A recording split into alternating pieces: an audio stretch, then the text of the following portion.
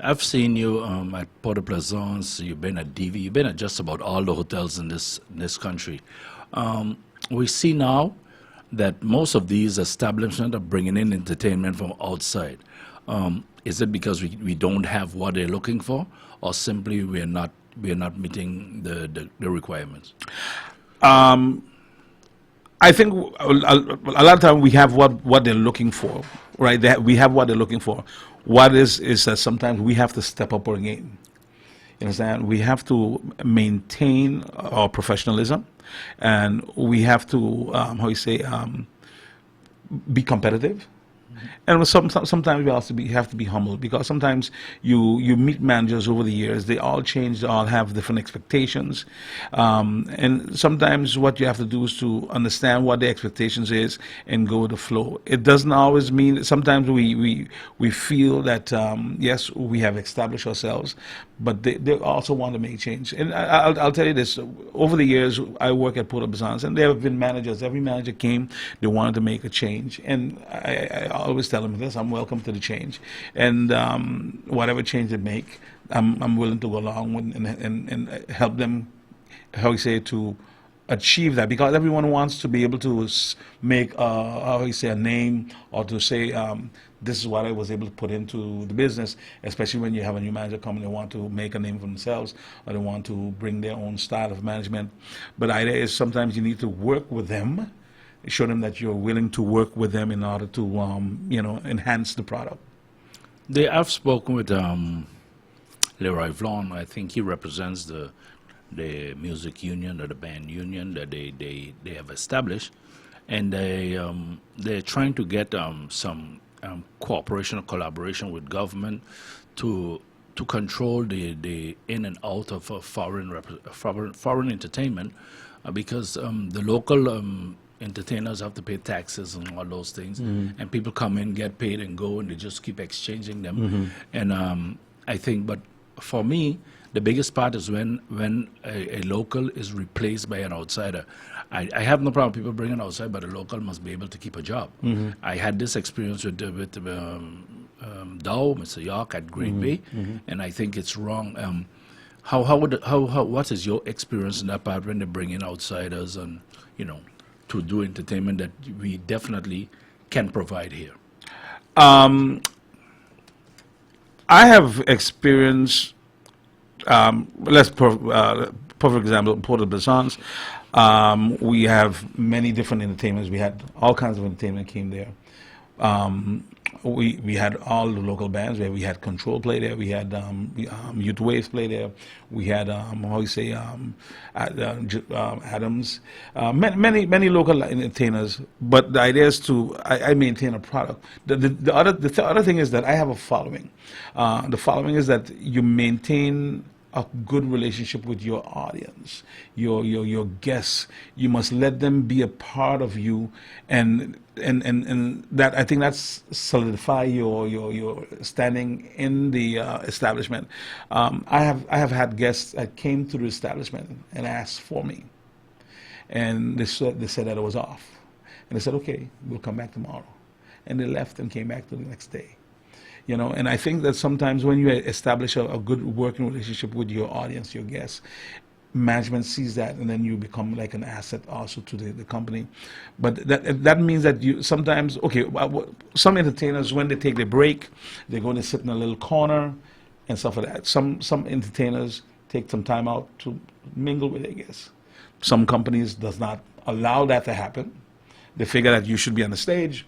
That's why we pay you for, be on stage, And at one time, I remember one manager was telling me, hey, I want you on the stage. Because I'm in the audience. I want you on the stage. And I came off the stage, and they were like, no. And then one manager realized that one day I said, okay. And I stayed on the stage, and one of the guests yelled out to me, Melvin, what's going on? Get over here.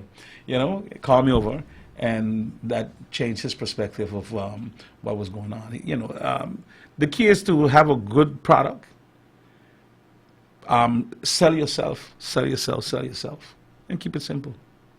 I see nowadays, as opposed to when I was around the music scene, The bands petite, so to speak. We had large bands with a brass section, bass, drummers, everything. Today you have a rhythm box. You have most of the music computerized, and it's basically a two-man operation. Is this for convenience, as it's hard to get the establishments to pay the big bands? I think most establishments are looking at the bottom line. It boils down to the amount they're willing to pay for entertainment. They look. Let's say they look at it from a point of view. Let's say they would pay a big band maybe once a week, and maybe the budget can afford once a week for a big band, or maybe more. Who knows? But a smaller band, they much more would consider paying a smaller band more days because it's more manageable for them. So it always a lot of times boils down to the bottom line, the dollar prospect. But you said just now, if you maintain a good product, if you make a good package, if a large band could present a good show and sell a package to the hotel, then why would it be not possible while you continue to employ little bands over the week?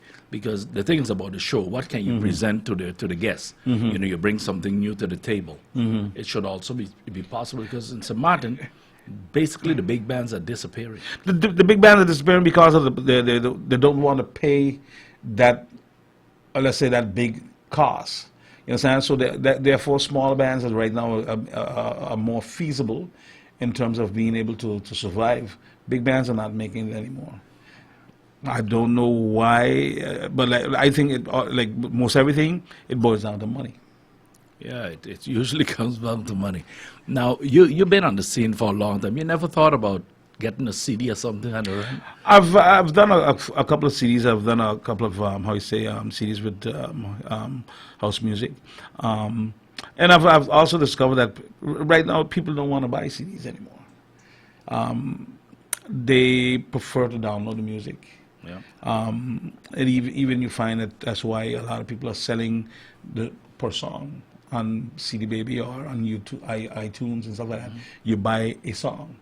The people are not selling the whole album. So that's why you get people releasing a single, releasing 2 songs, 3 songs, and stuff like that. So it's also difficult CD sales are difficult right now. But you are writing a few things that you want to get out there. Personally, I don't have the talent to write. I'm not a writer. Sometimes people say, "Man, stop! You're singing. You should be able to write." No, but I'm honest with myself to know that I don't have that talent to be able to put a song together in the correct way. If you want to do a song, you want to do it good. Yep. I would not want to put a mediocre song out there and then Melvin, just to say that I put a song out there, And I'm willing to work with anyone that have material and would like me to record the material. I'm willing. I've lended my voice to Dow. I lended my voice to Neville York. I lended my voice to different artists. They asked me to put my voice down in the tracks for them, and I do that willingly, free of charge. Okay. Now you have your own band, your own backup, or you just? Yeah, I play with 2 different pianists. I play with a gentleman from Suriname called Ricardo Chengajun. He has a collection business. I also work with another gentleman, Albert Connor. He used to be with Superfly Brothers. I remember. And Prince Bernard Tree, the keyboardist. Yeah, I remember the keyboard, Albert. Yeah. So, where are you now? Where are you right now, Esther? Right now, I'm at Princess Port of Penzance Casino. I have been there for the past, I would say, over 18 years. Wow. Yes. That's consistency. Yeah, consistency, and the owner likes me. Mr. Sudi Askan, we get along pretty well. We have a very good professional relationship, and he likes my performance. He likes how I work with his guests. He said, I make his guests feel happy in his establishment. Well, that's what it's about. There quite a few gigs around the place, local things. Do you participate in those? I participate also with Fred York. Yeah. He has a show he does, Friend and Friends, at the Holland House every first Friday of the month. I think the first Friday of July will be the last one until the season starts back. Season. Yeah, and he's been doing that now for a couple of years. I've also, like I said, I work with any musician if time permits, that it does not infringe on my time that I work at Polo Bazaars. I'm available to assist and help and work. Now I know your family line, but when people hear Melvin Hodge, they don't really know who Melvin is. So explain to people about Melvin, who his family are. Yeah, Melvin Hodge. Melvin Hodge. That's Hodge comes from my stepfather. He raised me. That is my father. He gave me his name, and he raised me as one of his children. He treated me no differently, and I am very how you say, honored and thankful that the man was that way with me. I remember even just before he died, he asked me if I had any regrets in the way he raised me. And for me, that was strange that my father's asking me that. In all my life, too, growing up, he had never one day acknowledged to me that he was not my father. And the only time I remember, one time he said to me, "Your aunt came and visited me in the hospital." He was in the hospital. And I said, so I called my mom and sisters because he was a single child. And he said, "No, Marjorie." That is the first time that he acknowledged to me that he knew, or that I knew. See, I'm a descendant of Alec the Butcher. Yeah, that's where I wanted to. Yeah. I figured they were leading there. You know what I mean? That's where I'm a grandson. The legendary Alec the Butcher. Yeah. I guess in this family is huge. We're huge. We're huge. They have all kind of different professions. I But meet you're family the first one- You're the first one almost. I see in the entertainment business. No, man. Danny was my good partner. We were like brothers. So I used to I'm be the there a first lot one you seen in the entertainment. in the entertainment business. Please, Yeah. Marukia Richardson. Oh yeah. Muruka is still with Yeah, control. that's Eki. Eki's daughter, yeah. Eki's daughter. Yeah. Yeah. You also have let's say how you say Benvenido. He plays a little bit. Of course, Jeffrey Richardson as well. Yeah, Jeffrey plays In the church, yeah. in the church. Yeah. No, there's you could find anything in this family, but I just wanted people to know, where your roots are, because everybody will identify with the Alec the Butcher thing. So Martin, that's a name that goes miles. Yeah, people call me Bobby. There's a resemblance. Yeah, and I remember when my brother came to look for me back in 1977, 78, he was walking up Front Street. I was working in a hospital. He was walking up Front Street, and he said, while walking up, people started calling him Cannon. And he and until he realized, and he came to the hospital to look for me. Well, that's a strange story because I didn't know of them at the time, right? Because, like I said, I was raised by my stepfather and my mom, and I didn't know of them. And he came to the hospital and he said, "Listen, I came to look for Cannon." I said, "I'm Cannon." He said, "Anyway, I came to look for you because you're my brother." I'm I don't think so, because I think I know all my brothers and my sisters. Of course, my step brothers and sisters and my mom. And so then I went home and I talked to my mom and I told her this gentleman came to look for me, and he told me he's staying by Paola. At the time, she was also in the hospital. She was a nurse in the hospital. And I had a couple of other aunts working in the hospital and cousins. And she told me, yes, I was in Curacao. I used to work over there, and then I got pregnant. I came back to St. Martin, and so then I went to look for him. Okay. It's good though to know all the family and stuff. Oh man, I meet family all the time. All the time I meet new members of the family. Our family is so huge. It's amazing.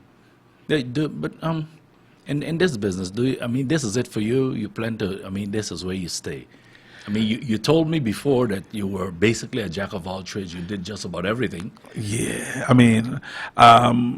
I remember when my father got in the accident in 1969. He was working for Phillipsburg Utilities. He was working in a lumber yard over here, down in cul-de-sac. Yeah. They did an inventory of the lumber yard, and they were going home, and they dropped the furthest ones home first. And he was living right in Phillipsburg, but they were going French Quarter. And there was an accident going down the hill in Mount William Hill.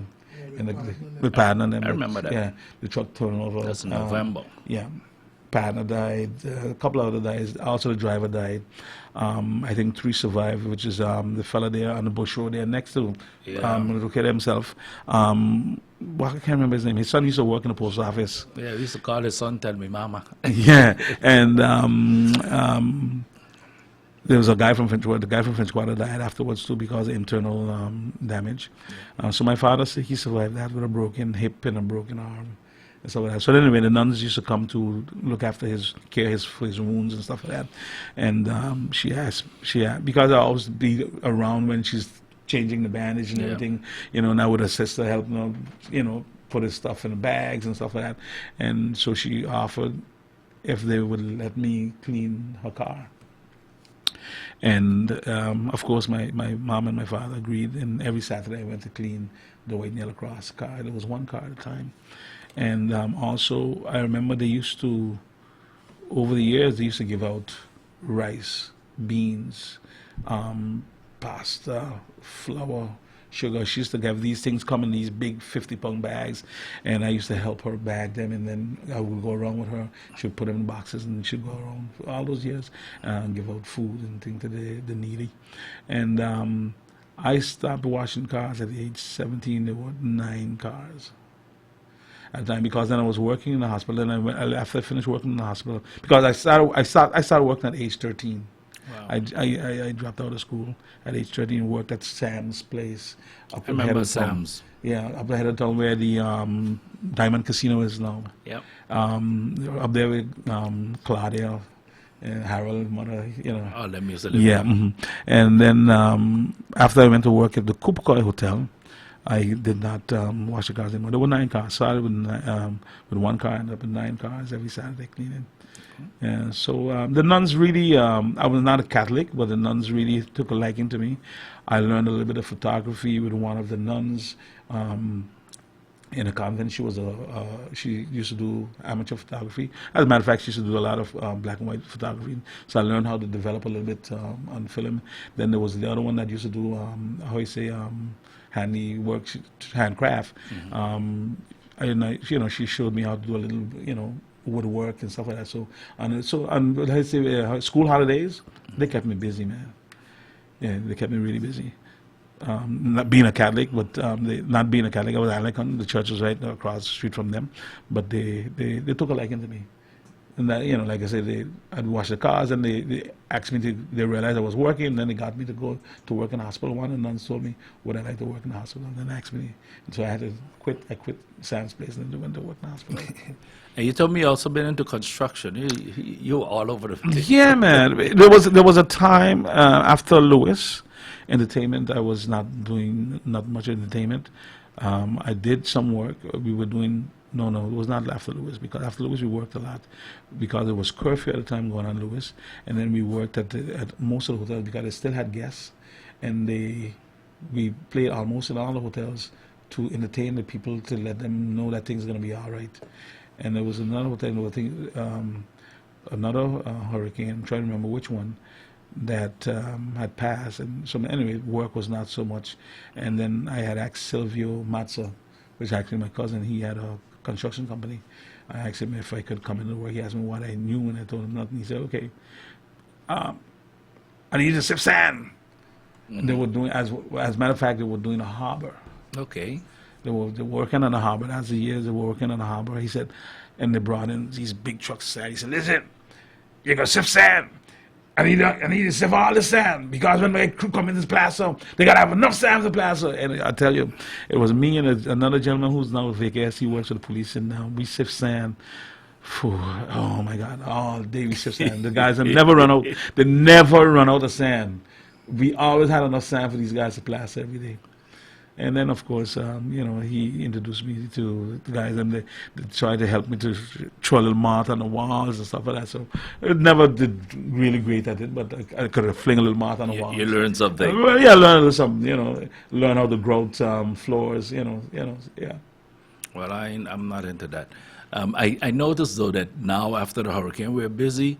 A lot of people are out of what was their regular job, especially in the service business, and they're trying to retrain them to get them into construction, basically, because that's what's available now.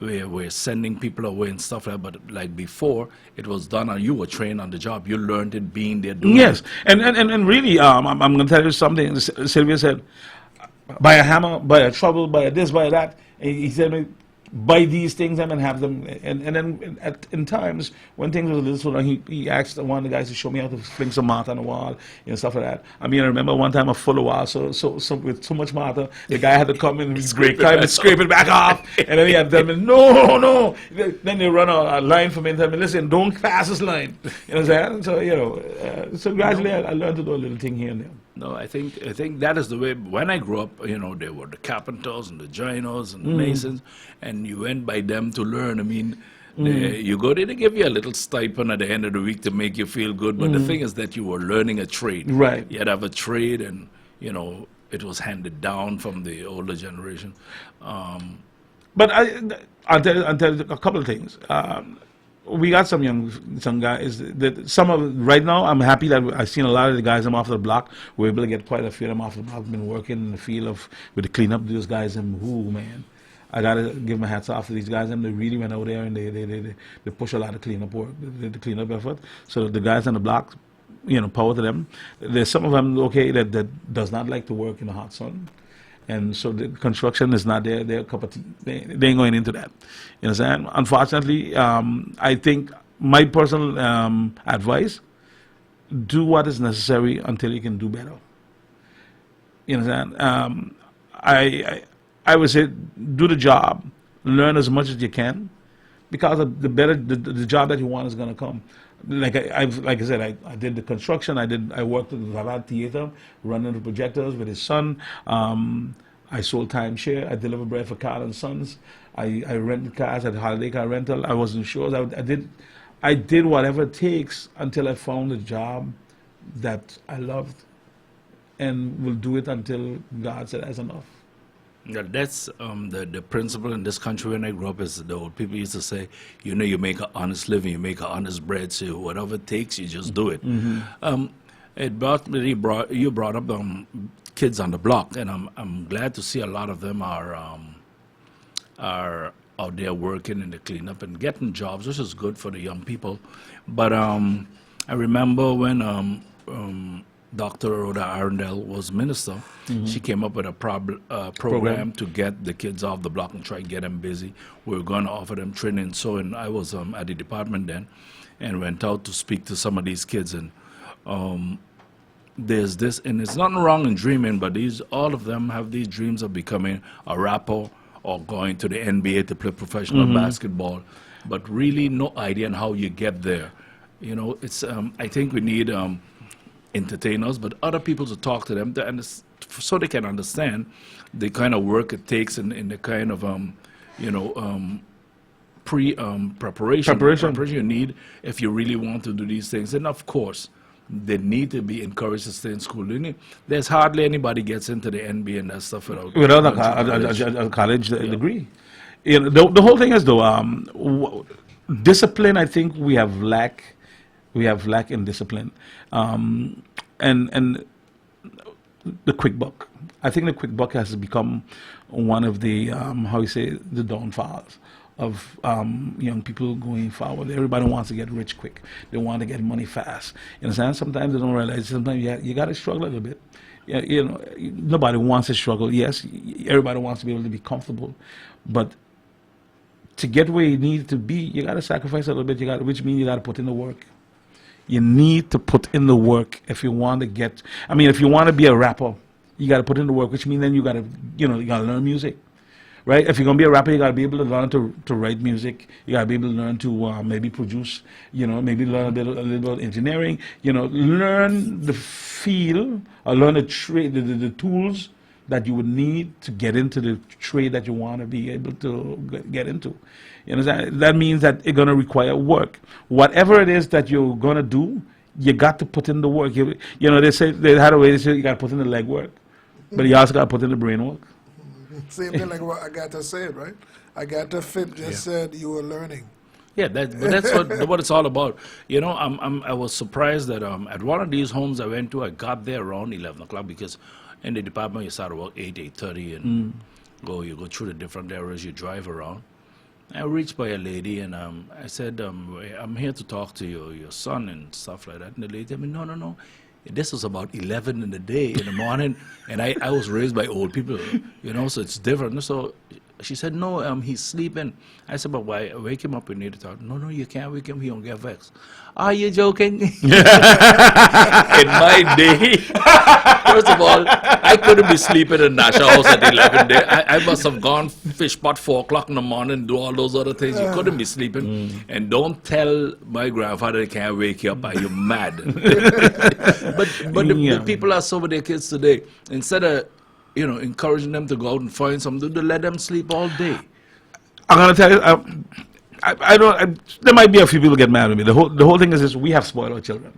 I would think because when we were growing up, we get backside cuts, we get some serious blows, we get some thumps.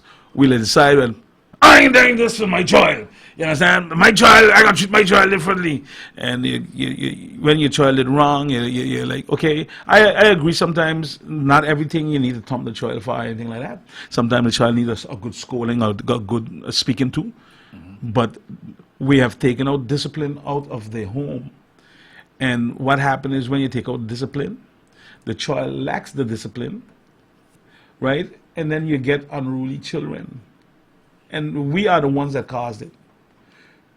Because we tend to, how you say, slacked off. Because, yes, some of us were abused badly. I agree that some of us got serious blows, but it didn't kill us.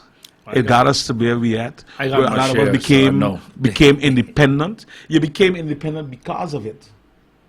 But not because that you were disciplined harsh, means that you have to discipline your child harsh, but it still means that your child needs discipline. You need to discipline your child in order for your child to stay on the right path to get where that child needs to go. And sometimes you have a situation where children are coming home with stuff that they ain't get the money, where they get the money from to get it. But we don't question it. There were law changes, and I think people couldn't find their space between the laws and what is correction and what is abuse. They just, slacked off on what you had to do. Because I don't think, the law doesn't prohibit you from disciplining your children. It just says, like, taking a piece of wire or taking some big things that they did before and really trashing a kid, that is abusive. So there was a line to draw what's abuse and what's correction. But we totally slacked off. And another thing that went missing here is you had to go to church, you had to go to Sunday school, and those things. Those things are not required anymore. No. But the other thing too is that the child can go to call the police for you too. Yeah. So dare me call the police on my mother or my father? You're mad. The child calls the police, and a lot of times the parents are scared of the children. In this day and age, I cannot be afraid of my child. You understand? You raise a child, but a child. I remember one time my wife told me, "You need to be friend." I said, "No, I don't need to be the friend." No. She said, "Yeah, but they're afraid." I said, "I prefer they fear me. I am the disciplinary. You know what I mean? Fear me is okay. I don't have to be your friend. I have to be your parent. You understand? You got your friends. Yes, I can be your friend, but there must be a time that when I say jump, you gotta know where the authority is. You have to. You raise your children and you be gentle with them, but you must also be stern. Yeah. And I think we have lacking that. But anyway, it's different times, and we must find a way to be able to get our children to see if they want to succeed in this world, they're going to have to step up with everything, step up the game. Let's put it that way in their terminology. One of the things I noticed though with the kids going around with this GB3 program that the minister had at the time is that even though we have compulsory education, a lot of kids are still falling out of the system. There are people with no training at all, very little future outlook, or very little hope. I don't understand. I didn't understand then, still don't now, that you have compulsory education and they're putting kids out of school, basically putting them out on the street with nowhere to go. You have some unruly children out there, right? They got some children really, and sometimes we as parents expect the teachers to be disciplined, discipline our children for us because we send them to school and we leave them up to the school. No, and then what happens is sometimes we don't take part in what's going on in our child's life. When my children was growing up, even my stepdaughters, me and my wife and my children, we went to the school, went to the school meetings, we went to find out what's going on with them in school. The teacher would tell them, listen, I know your father is, so you better be yourself. And my children know that if the teacher call for them, I'm coming to deal with them. Some parents right nowadays wants to fight the teachers, so teachers them all right now, hands off. Nobody wants to discipline nobody's child, which I understand, because some teachers how we say would try to discipline your child like if the child is theirs.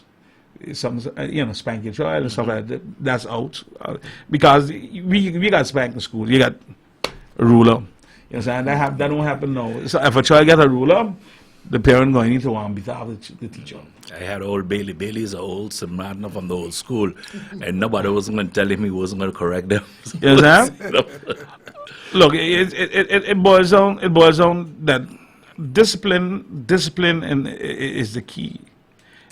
Discipline in terms of the child's life is very important, and because then you're shaping that child. And our children are smart, man.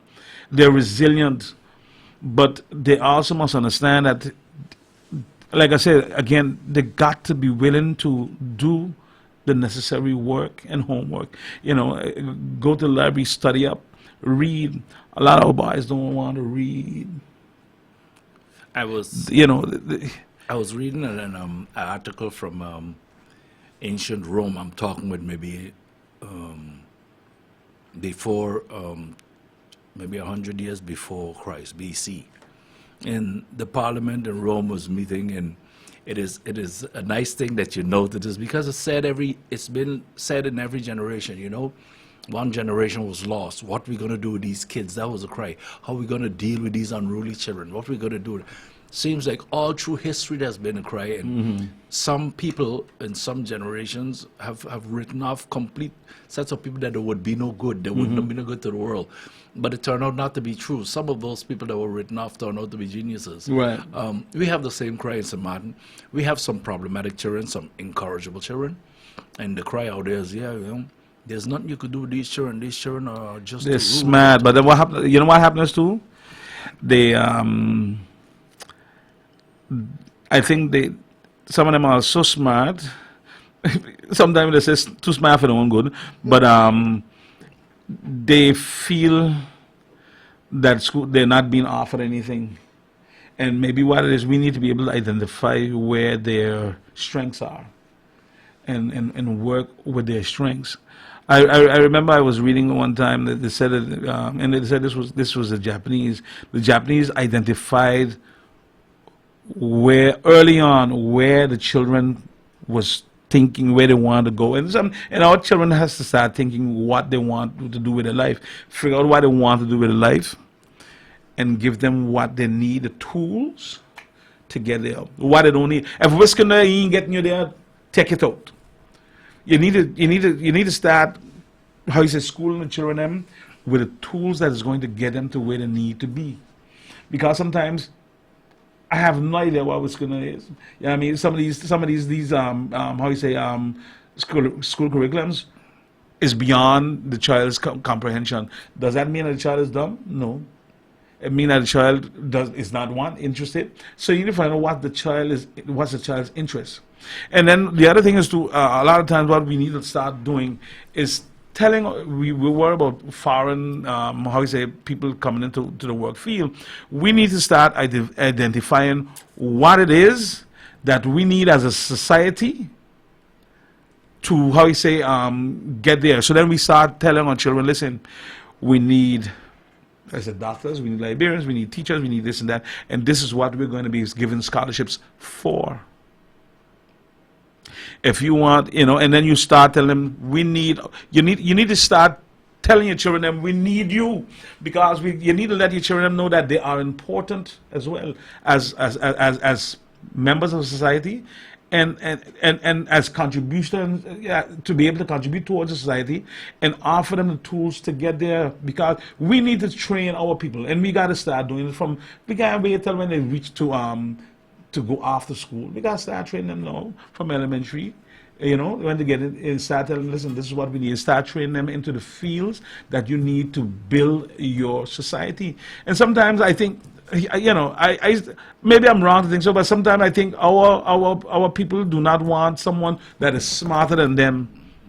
You need to get your best brains there, and that means that you need to train your children to be better than you. And if so be it, if the child becomes better than you, that he got to take your job, then so be it. Then you have done your part by for the continuation of the good of the country. So we gotta start doing what is necessary to get our children where they need to be, and to be able to come back and how you say contribute towards the society and the growth of the society. And so what therefore we gotta start, and it's not rocket scientist, but we gotta be willing to do it. Interesting. Go ahead. What I noticed is that from the training and to the path that you have actually taken, you even is an entrepreneur. You build business also. Oh, we talking about God Express. Yeah, I mean, I dabbled in the. I created a God Express. It was like a garlic butter, but it was spreadable, so people would put it on fish. You could put it on steak, and sometimes you just pass it on bread and toast your bread, and you had garlic bread. I did that for a few years, and then because I remember before I even thought about trying to sell it, I went and asked around about the possibilities, and I remember at the time it was Food Center. One of the gentlemen told me, yes, I think it's a good idea. He said, package it neatly, do a clean job, package it neatly, and we would sell it, because at the time they were bringing in one and the shelf life was short, because it's, and they said if it's here already, then at least it lives a little longer. You know what I'm saying? And so I went ahead and then I made him the sample of what, and he agreed with it, and then I started producing it, and then I put it, how you say, it was AFU at the time. I put AFU, I put it in Rams, I put it in food centers over there, the two locations, Cold Bay and here, and then did Rams, and I did, I think it was AFU. And but then what happened is after Lewis hit, just before Lewis, there was another manager at Food Center, and they were my biggest purchasers. Outlet. And he told me he needs me to bring less because he needs to put his on the shelf. So he started bringing in a foreign one. He saw it was moving, because I was selling, at the time, a few hundred containers per store. So when he saw it started selling again, they started telling me to bring less, bring 25 instead of 100, so you can put the foreign one on the shelf. Yeah. Now, what was the crazy thing is that I was buying the garlic from them, buying the containers from them, lids and cups, right? Buying the garlic and the margarine from them. Mm-hmm. So they were getting money from me up front and in the back. Yeah. So because when I brought it to them, they mark it up to sell it. So you understand? And then they tell me, bring less. So then the hurricane came. that destroy that. And I'm like, no, I don't think I don't want to go there again. That's too much hassle. When you any other one? Any other? Any other project? Yes. No, I didn't went into any other product. So basically, you are stuck with the Music. I ain't stuck with it. That has become my life. I ain't stuck with it. If I'm stuck with it, God stick it to me. Well, this is Melvin and Frankie.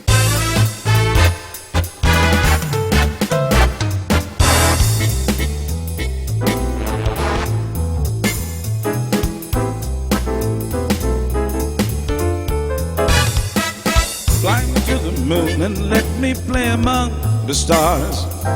Let me see what spring is like on Jupiter and Mars. In other words, hold my hand. Well, to Jupiter. Well, you bring back memories there, boy. Okay, go ahead. Sound good, man. No, I think there's good opportunities in the entertainment business. I remember when I finished school, I just talk about down street people. They look at life differently. My grandmother says, okay, you finished school, what are you going to do? At that time, I was playing for the Rolling Stones and singing at Mother Bay with Nino Sampson. You remember Nino?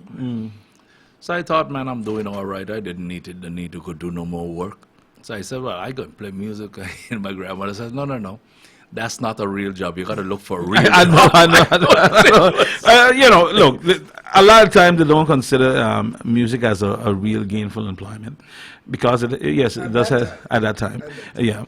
And listen, I must say, we have produced some fantastic musicians, and we must be proud. And I think we got to start.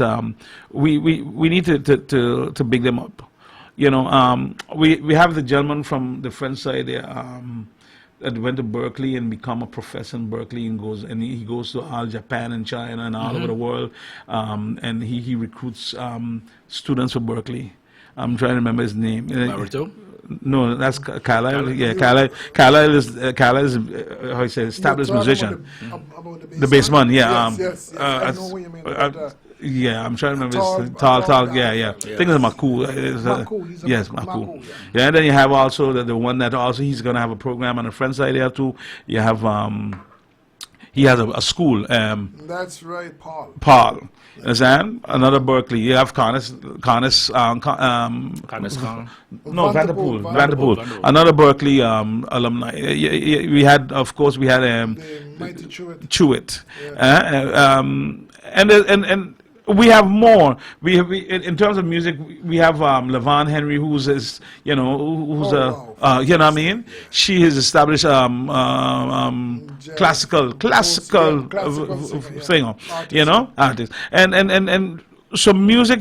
We have produced a lot, and of course, our great Anastasia Lamini. We have produced a lot of talented musicians, and they had went on to establish themselves and become. But sometimes we tend to forget about them. So don't forget about Funk Gums. Yeah, Funk Gums. And then of course you got how you say Neville York. Yeah. Pan was introduced with Neville in Berkeley. You understand? Neville went to Japan, went to all over the world playing pan. I remember this steel and ivory. You know what I mean? He had shows here and all over the world. You understand? So St. Martin people are resilient in terms of whatever field they choose to go into. But our young people has to be able to want to put in the work. And this, like I said, they're smart. But they sometimes maybe opportunities lacking or proper guidance. I think we don't highlight what we have enough because all of the young kids are looking for these role models that come from elsewhere, and we have it here, but we don't spotlight our own people, put a spotlight our people, and show that whatever you look for out there, we have it. It's just that we don't recognize our own. That it said a man had to become king in your own country. I mean, look, Dow was not, if I played for the Queen, was not, and Dow have how much accolades behind him. You understand? Dow have awards can done. You also have his brother Fred on the drums. People are looking at him too when he highlights the drums. Yeah. Because he is building a name for himself. They have become household names. So we have all people that in the entertainment field there in that are household names, but we don't really see it. Oh, it's unfortunate. And one of the things about this is sports and music. When I grew up, sports is good for the body, strong body, sound mind, and entertainment was the same thing. Yeah, this guy is good. You hear it on the street, but tomorrow you got to go look a job. Well, right now there is a career in music, career in sports, and we have to look at it that way. It's an opportunity because everybody's not going to be the professor that you want, and so, but they can do well in these vocations. Offer great opportunities to make it big. I look at a guy that spent 18 years studying, and it's he's successful in his own way. But then I look at a guy that cuts one good album, and he could buy the guy that stayed 18 years. Yeah, true. But he knew what he wanted, and he applied himself. Followed it, yeah. He followed it. He applied himself and get where he needed to be. Okay, sometimes we don't get the the opportunity or the backing that is necessary to get us to the next level. That happens. But I think society has to start looking at ways of enhancing our own products. Yeah, I think so. You know what I'm saying? And we got talent can done. I've seen the Indian community have got talent can done. The Chinese community got talent can done. St. Martin, the Haitian community. I mean, imagine we got Haitian people that are poets that we don't recognize them. They are poets. They're writers. And we have to start putting these things into prospect so we can highlight our product, or if you want to call it, if I could get GDP products. We have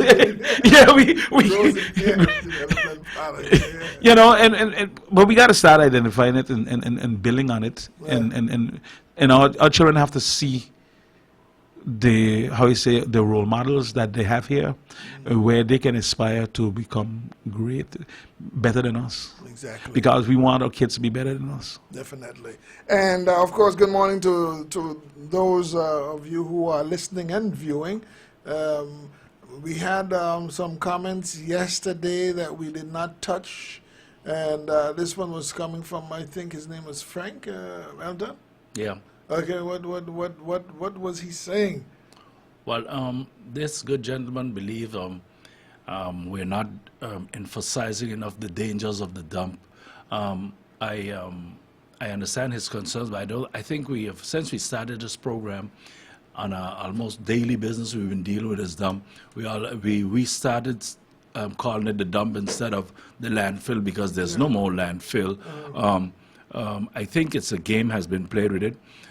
We have also highlighted the fact that people will walk around Phillipsburg with gas masks on, and the blanket of smoke has got to be detrimental to people's health. I agree with the gentleman that government is playing a game because they know the Evergreen project that was presented by the last government was shredded up and torn apart because it was going to bankrupt GB. And now, all of a sudden, they're going back to that same thing. And for me, it doesn't matter what system you use, whether it's gasification or incineration. The fact is, besides being a health hazard, it is also detrimental to the economy, and something needs to be done. And we can ill afford the political game. It doesn't matter to me who's in government. I could care less. St. Martin needs to get this over with. When the dump started, we have made it clear the intention that it would go to 12 meters. Today, it is 44 meters and climbing.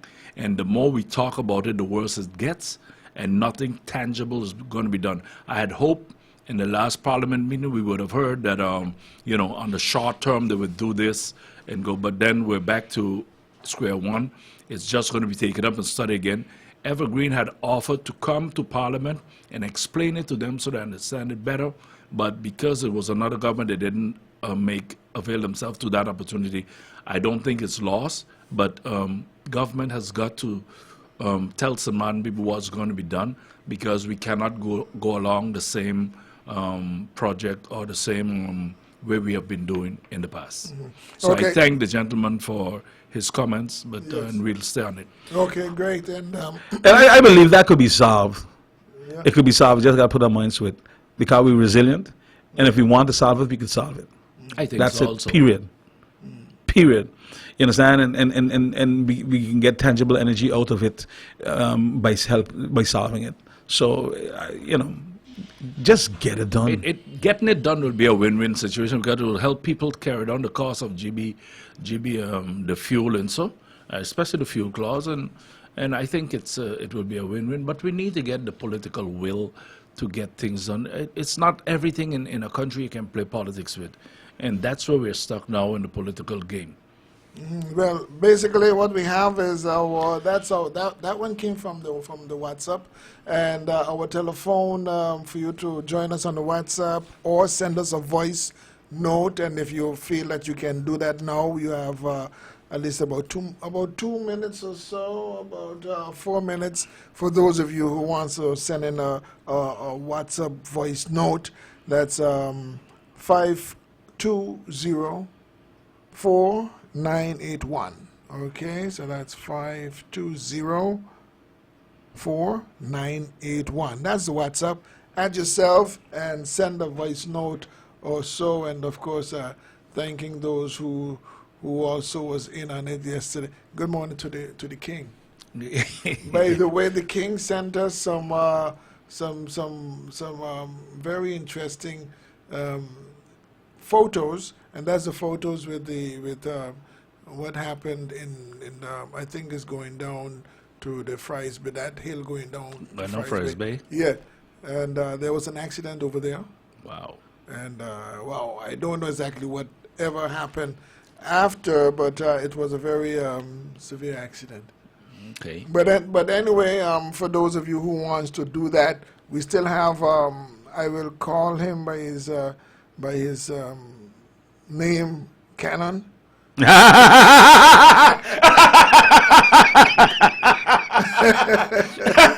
Well, anybody call me kind of know me over 40 years. So that's who's here. You are hearing Melvin Hodge and Fly Me to the Moon, and you're wondering, well, he looks familiar, he sounds familiar. That's Cannon. Okay. Yeah. And he also cooked. You cooked for the hospital for. Yeah, I cooked at the hospital for 7 years. Then I On went Front over Street? to on Front Street, St. Rose Hospital. In those days with how you say Nurse Ramona Illich, Nurse Angel, all Nurse those. Angel. Oh my God, So I have a lot of great memories working in the hospital. It was different then. Things have changed now. A lot of more protocol and everything that's involved. It was a community. Yeah. And in those times, Which Nurse Angel? This one? the one who deliver almost half the children in St. Martin, Dutch and French. Half the children and St. Martin, so that's You couldn't go to St. Rose Los and don't Angeles, see right? Los Angeles. Yeah. It was impossible to go to St. Rose Yes, and not sir. see her. I know. I mean, it's like she was there 24/7, and her house was right down the road. Exactly. She just walk across the street. Yeah. so. But She was a that's fixture her- there. Yeah, that's her in her young days. A black and white photo. Wow. I just Yeah. remember that it was actually there, so we just put it up for you. Nothing, Wow. nothing planned. Okay.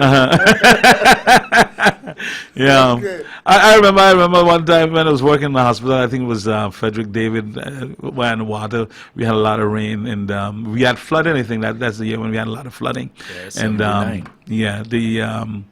the cooks that were living up here in Saunders, one was living in St. Peter's, one was living in Saunders, and I stayed because I was living in Phillipsburg over the bank. And I remember, myself, there was a gentleman, Antonio Claxton, who was a maintenance guy, and as a cook, you were required to do every other thing. I mean, I used to go to the drugstore, pick up the stuff. Sometimes you have to go and do other stuff. I remember pushing water, man, out of the hospital after that. Trying to make sure the halls them stay right. Helping out as much as I can. And then after 8 o'clock, after the storm passed, I was going home, and then I didn't realize when I started walking home that how chafe I was. Anyway, so walking back street, they had to go up there between Forest Supermarket and then when I got there, it's flooding. And I reached there and I'm like, oh boy. So you have to walk all the way around? Yeah, I contemplate now, go back up the alley there by Passing Grand, walk around, come up Front Street, and then walk around, go reach there like by the Vineyard building and then walk across. Oh. I stopped for a minute thinking that's the route I got. I said, bye, home right there. I decided, okay, I'm walking through. I walked through the water, reached to my chest. That how high it was. Anyway, I make it home. Take a shower and everything, bathe. Because I got to get back to the hospital all in the morning because the others can't get out. And bye. After I take the shower, my mother put some alcohol in her hands and she sucked between my legs. Oh God! And then after I dry up, she put some powder. And you imagine I was able to get to work the next day. Oh, wow. And continue on. And then of course the military was we had military then at that time too. Awesome. They were stationed at the school, St. Joseph's School there, and they were using our facilities, the hospital facilities, to cook their meals. And I remember we had cook-offs between me and the military chef. He would cook some stuff their style, and I would cook some stuff our style, and see who tastes the best.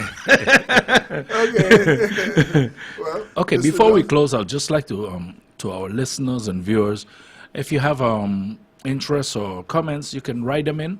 We're gonna look at it. This program is the people's program. We provided. I'm the host. The issue on the dump is going to be followed strictly. We want to make sure that something is done in the near future because it's only getting worse. And it's definitely affecting the health of the people, and it's starting to affect the economy. So we'll keep a look on it. We'd like to thank you this Friday for following us. And on behalf of our guests, I hope you had some fun. And have a pleasant weekend. We'll talk to you Monday, God's willing. Good day to you.